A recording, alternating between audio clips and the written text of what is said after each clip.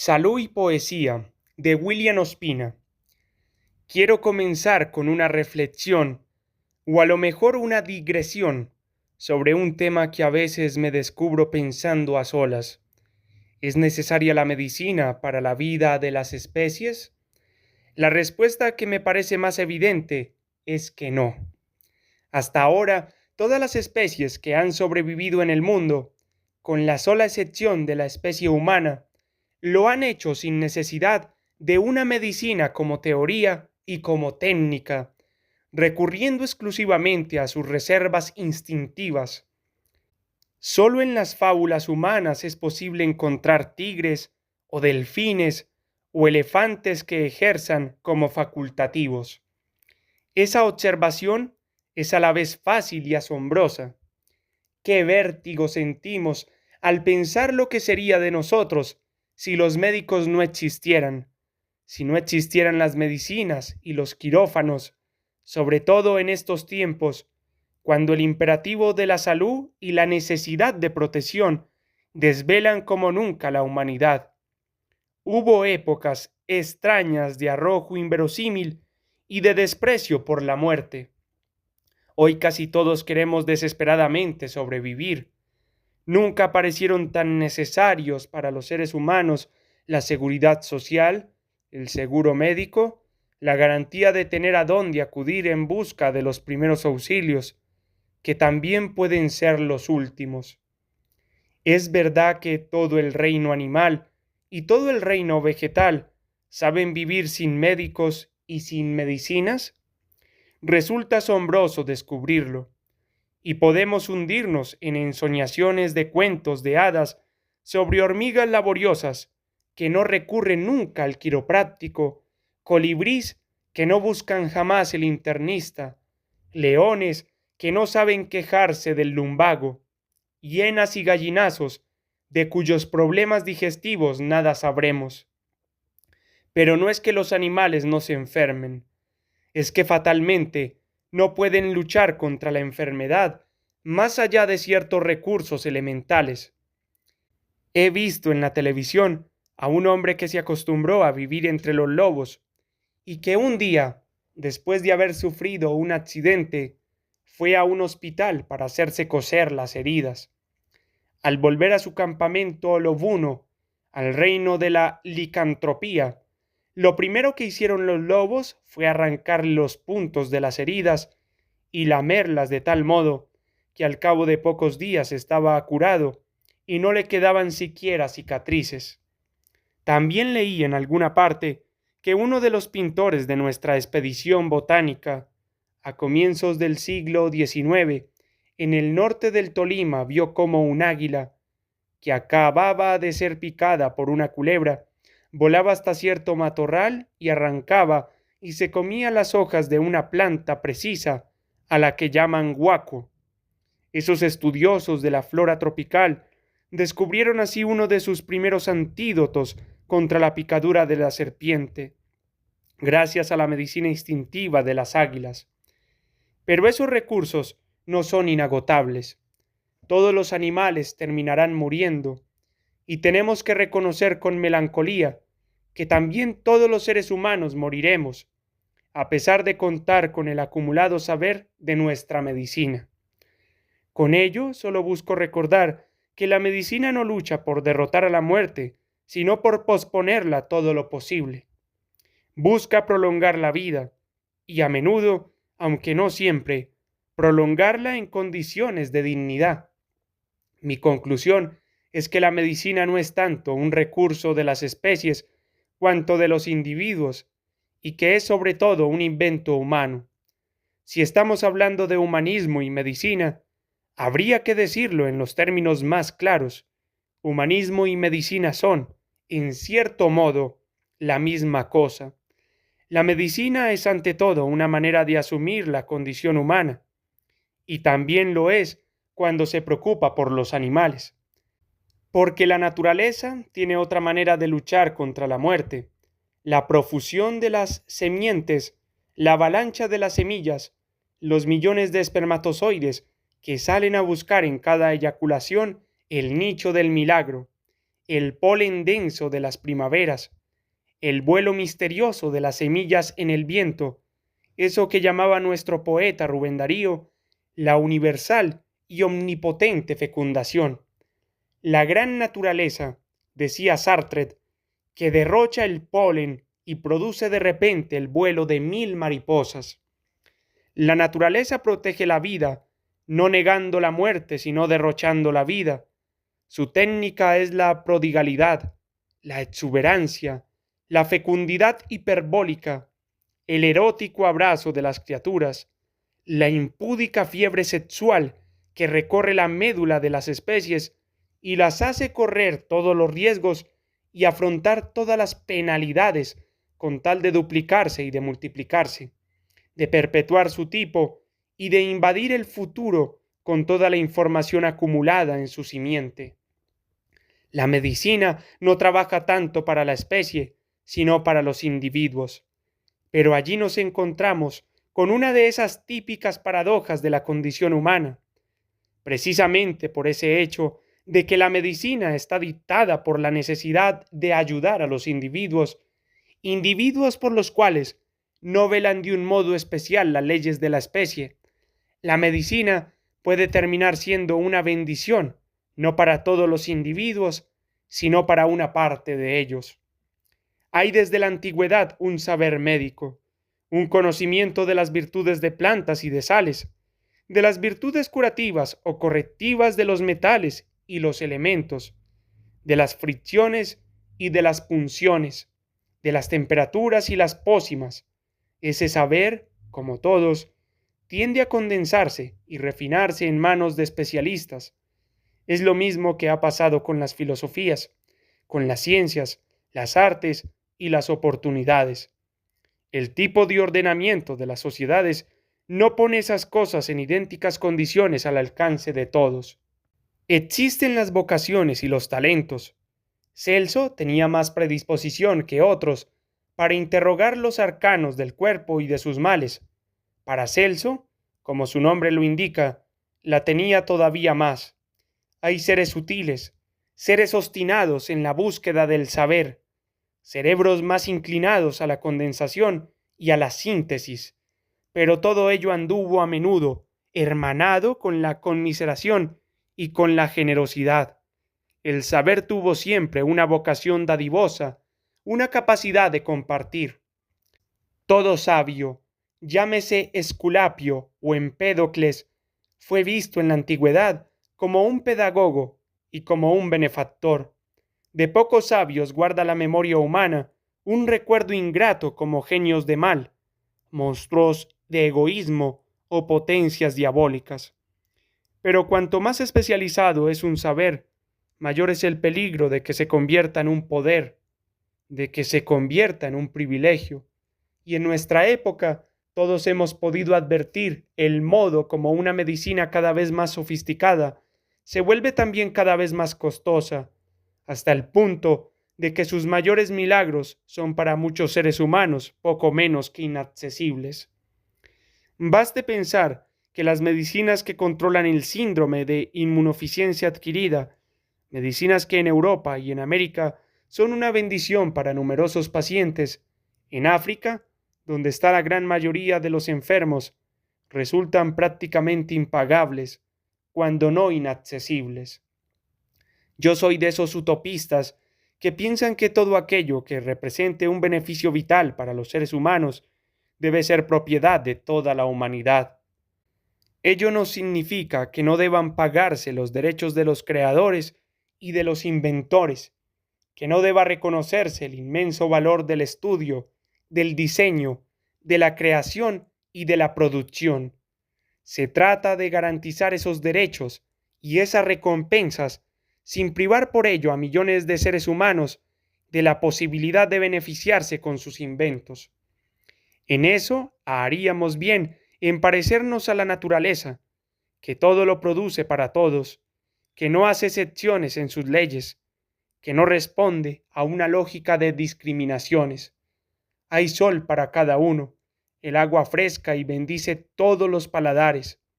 El aire, como dice el poeta, desde el principio estaba destinado a nosotros. Allí llegamos a un nuevo punto en nuestra reflexión. Nadie podrá negar los inmensos beneficios que tienen para la humanidad el milagro farmacéutico y el milagro quirúrgico. Yo, como todos, he sido desde la infancia beneficiario de ambos, pero esos altos milagros, para obrar, suponen la existencia previa de la enfermedad. Son recursos correctivos, radicales y traumáticos de muchas maneras distintas, y deberían ser considerados como soluciones excepcionales, no como la primera o la única solución en asuntos de salud. La salud humana requeriría sobre todo una medicina preventiva, el esfuerzo por impedir la aparición de enfermedades que requieran de un modo imperioso el milagro farmacéutico y el milagro quirúrgico. Claro que es más fácil controlar la enfermedad cuando se presenta y mucho más difícil impedir su aparición, pero la más mediana inteligencia admitirá que una civilización verdadera tiene que ser aquella que destine sus esfuerzos a garantizar las mejores condiciones para la vida, que, sin renunciar al don inestimable y penúltimo de la farmacia y de la cirugía, nos ofrezca un orden mental y social propicio para la vida armoniosa. En el campo de la medicina, como en el campo de la justicia, debería haber un énfasis mayor en la prevención que en la corrección. Es frecuente que los estados dediquen sus esfuerzos a castigar el delito, destinando enormes recursos públicos a la represión, las cárceles y los tribunales, y olviden dedicar esfuerzos importantes a la prevención del delito, a brindar a los ciudadanos condiciones básicas para el desarrollo de sus talentos y de su creatividad. Por el contrario, a la mayoría de las gentes, en países como el nuestro, las privamos de todo, de dignidad, de oportunidades, de educación, las hacemos crecer y las abandonamos en manos de la necesidad y de la incertidumbre, sin pan y sin filosofía, y después se nos llena la boca de virtud y de indignación, exigiendo mano dura y pulso firme a la hora de reprimir descontentos, de encerrar delincuentes y de castigar criminales. Allí comienza el debate sobre si las conductas antisociales son consecuencia de la irrupción en el seno de unas sociedades virtuosas y buenas de las insidias del demonio, de las tortuosas conspiraciones del mal, o si se trata más bien del desorden de la sociedad y del abandono de innumerables personas a los rigores de la historia. Y allí comienza el debate sobre si las enfermedades del cuerpo obedecen al primado de la química, de la física o de la psicología. Pero en esto, como en tantas otras cosas, tal vez estamos en el principio de la historia. Si pensamos que, a pesar de la antigüedad de nuestra especie, hace apenas 5 siglos tenemos conciencia de vivir en un globo, si pensamos que, a pesar de los siglos y de los ejércitos, de los carlomannos y los napoleones, de los papas y los patriarcas, de las cruzadas y las navegaciones, hace apenas poco más de un siglo dejamos de movernos por el mundo a la velocidad del caballo y del viento, que la telefonía y el control de la electricidad, la transmisión de imágenes a distancia y el desciframiento del código genético son cosas de los más recientes minutos de la aventura humana. Entenderemos mejor que en estos altos asuntos de la salud y del humanismo estamos tal vez en la víspera de los grandes inventos, en el amanecer de la lucidez y de la generosidad, o deberíamos estarlo. Siempre habrá males que dependan de oscuras órdenes en el abismo de las células, en el tejido fosforescente de las neuronas, en el espeso magma sagrado de las combinaciones químicas.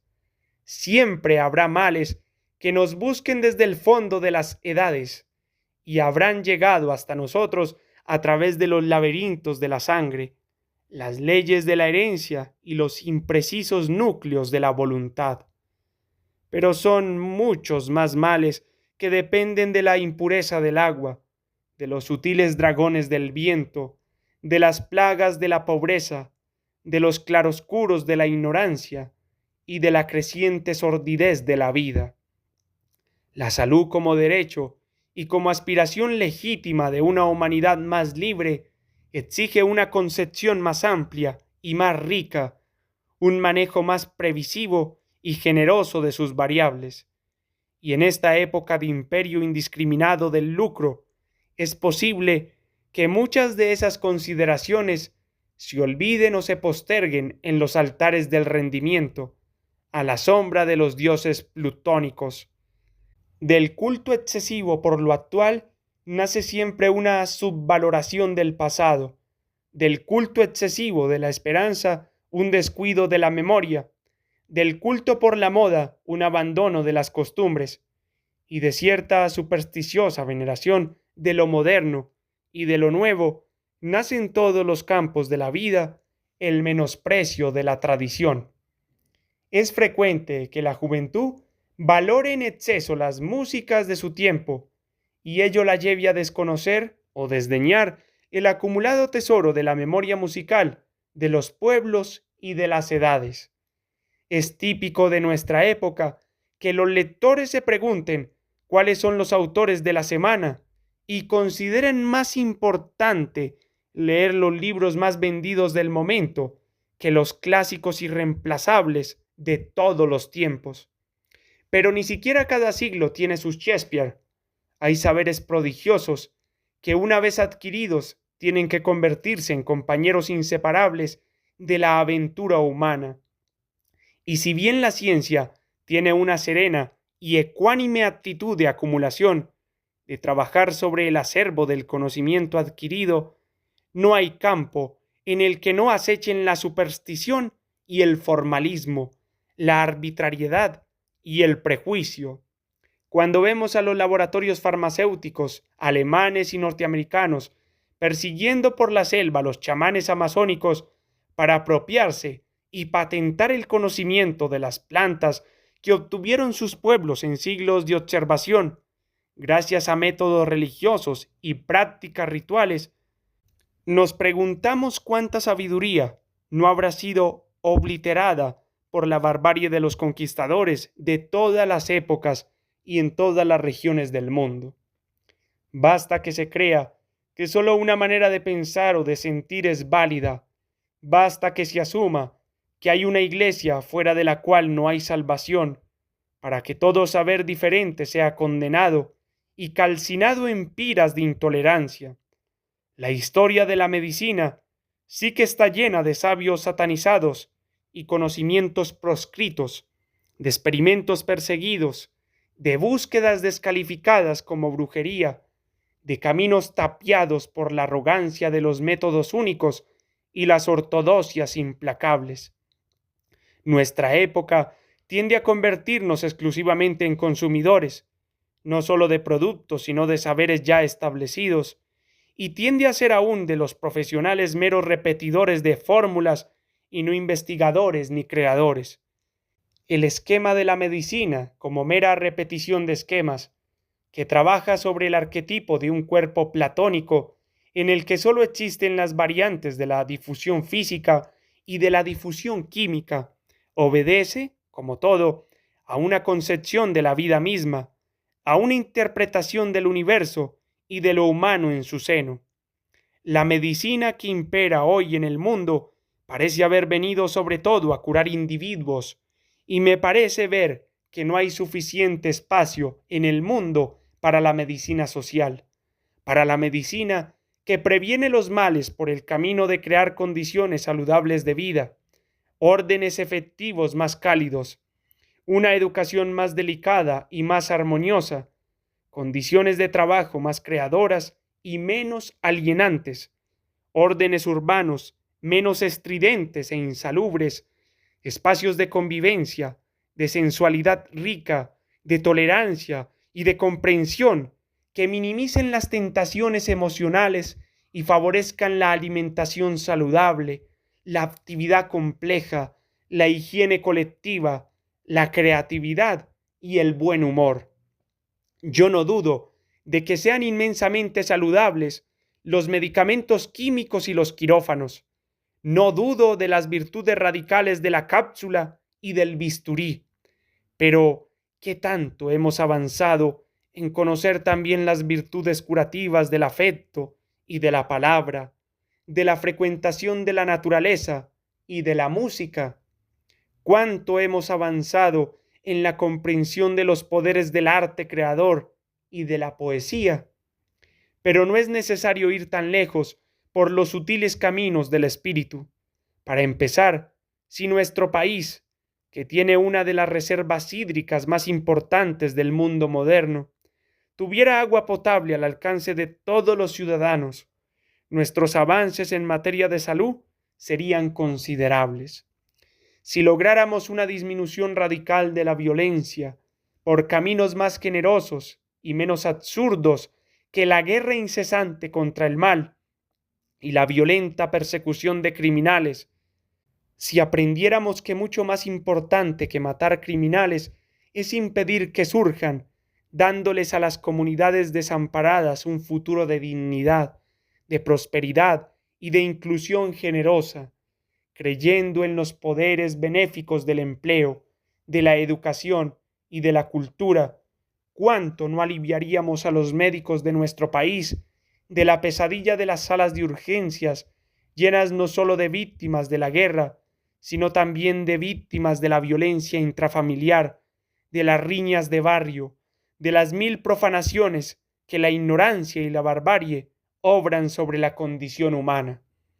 Es fácil mirar a un monstruo violador, a un asesino de menores, como una plaga a la que hay que suprimir enseguida, pero a veces conviene detenerse siquiera un instante a pensar cuántos crímenes no habrá cometido la sociedad sobre un ser humano para convertirlo en esa tenebrosa criatura de soledad, de insensibilidad y de agresión. Sobre todo porque es tan urgente castigar al criminal como impedir que surjan otros nuevos. Y cuando se presenta el caso aterrador de un ser que ha violado y asesinado a decenas de niños, la pregunta más apremiante no es por qué lo hizo, sino por qué la sociedad lo permitió. La desaparición inadvertida de un niño es ya un hecho alarmante en una sociedad civilizada. La desaparición inadvertida de centenares de niños es el índice de que no solo hay un criminal en acción, sino una sociedad enferma de indiferencia, en la que ya todo es posible. Por eso la salud no puede ser pensada como una mera necesidad de los individuos. El humanismo que hemos identificado con la medicina solo puede cumplir sus tareas más profundas si tiene un contenido social prioritario. Solo en esa medida puede ser una práctica verdaderamente civilizada y civilizatoria. Qué estimulante, entonces, es volver a leer a Novalis y a Nietzsche, para quienes la pregunta por la medicina es una pregunta por la filosofía, por el arte y por el tipo de civilización al que pertenecemos. Los seres humanos necesitamos con urgencia un espacio práctico y estimulante donde sea posible desplegar nuestra energía física, nuestra sed de acción. Necesitamos un espacio afectivo donde sea posible vivir nuestros deseos y aprender a desear de un modo más pleno y más rico. Necesitamos un espacio de creatividad donde sea posible desplegar nuestros sueños, nuestras intuiciones y nuestras fantasías. Esas tres cosas son elementos claves de la salud de los individuos y de los pueblos. Es por ello que el maestro Estanislao Zuleta, de cuya muerte acaban de cumplirse 20 años, solía decir: el crimen es falta de patria para la acción, la perversidad es falta de patria para el deseo, la locura es falta de patria para la imaginación. No podemos negar el contenido económico de las prácticas médicas. No podemos negar las relaciones inevitables entre la salud y la economía, pero conviene que no ignoremos las relaciones necesarias entre la salud y la política, entre la salud y la filosofía, entre la salud y la religión, entre la salud y el arte. Y así como el agua pura y el aire limpio y la alimentación sana son las tareas prioritarias de la salud de los pueblos, es necesario, más aún, es urgente que no ignoremos y que no olvidemos que hay relaciones profundas entre la salud y la dignidad, entre la salud y el pensamiento, entre la salud y el afecto, entre la salud y la alegría, entre la salud y el placer, entre la salud y la convivencia. Yo creo en la mucha salud que se puede derivar de la lectura de los libros y de la frecuentación del arte y de la poesía. Yo creo que el efecto más profundo del arte es un efecto saludable y un efecto vivificador. A veces puede servir para curar, pero siempre servirá para ayudarnos a vivir en un mundo más sano mentalmente y más rico afectivamente. Y si yo fuera médico y encontrara a un joven enfermizo, solitario, tímido e insomne, tal vez no dejaría de recomendarle una buena alimentación y algunas vitaminas, pero sobre todo le aconsejaría leer a Walt Whitman.